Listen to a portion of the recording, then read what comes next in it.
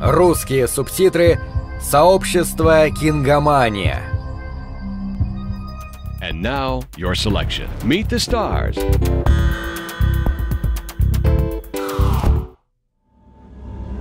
Jonesy? Yeah, beef? You be careful. Be careful of what?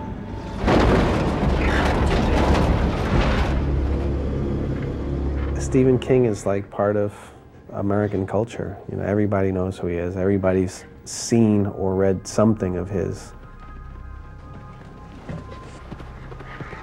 Look, what's all that red stuff on their fur? Just like McCarthy's cheek. I never saw anything like this before. Even the bears look scared. Of what, man? And where are they all going? It's not where they're going that worries me. It's what are they running away from? I'm a big horror fan. I got into films because of the horror movies that I grew up with as a kid. So to be a part of one with Stephen King behind the wheel, Larry Kasdan behind the wheel, William Goldman doing the screenplay, it was fantastic. I've quarantined the entire area.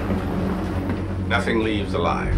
I thought that at its core it was a great movie, but it was a very big book, and there was some choosing to be done. And as a writer, do you feel a little guilt when you have to cut somebody's, best stuff? No, I'm providing a service, which is to get this story into another form, to turn it into a movie that makes sense for people. The night I got hit, I was standing on that sidewalk, and there across the street, I saw Duddits. And then he looked over at me. He looked directly at me.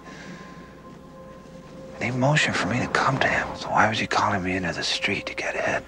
Maybe there's more to the story we don't get yet. I think Larry Kasdan has a real keen understanding of characters, and I think he got a sense that I was on the track with Duddits of taking him to a place beyond just being a mentally challenged kid with a wonderful heart and a special ability. Can you see where they are, Duds? He's in this game.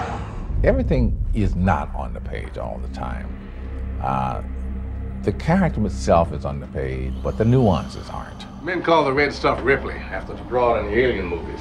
If the Ripley gets out of this pine tree paradise, they just can't be allowed to do that. He's not a villain at all. He's a man who's just, his wick's just about burned out. Please, don't hurt us. We're dying. Whose radio is that? It's not the radio, boss. They're putting it directly into our heads. Please, don't hurt us. This gives you an idea of what we're up against. Now, did you guys, when you pick up the script, did you look to see if you got to be a victim? Were you, excited about getting killed in the Stephen King movie, or? Yeah, I was excited about going out early, and because the sequence turned out to be pretty impressive. Rick, where are you bleeding from, buddy? Bleeding? I'm not bleeding. Let's do it. I'm not all that absolutely positive I want to go in there. I thought the same thing. I thought if you're gonna go out, that's a hell of a way to go. Free! Oh my God! I don't want to see this, Jonesy.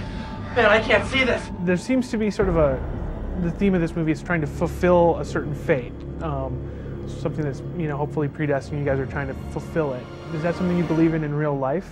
I believe in a mixture of fate and chance. There are patterns in the lives of people that we can't always recognize. It's not as simple as, you're born and everything's going to happen the way it's supposed to. It is what it is, and it will be what it will be. It's a tangled up game. Some things feel pre-fated, and other things seem to come out of nowhere.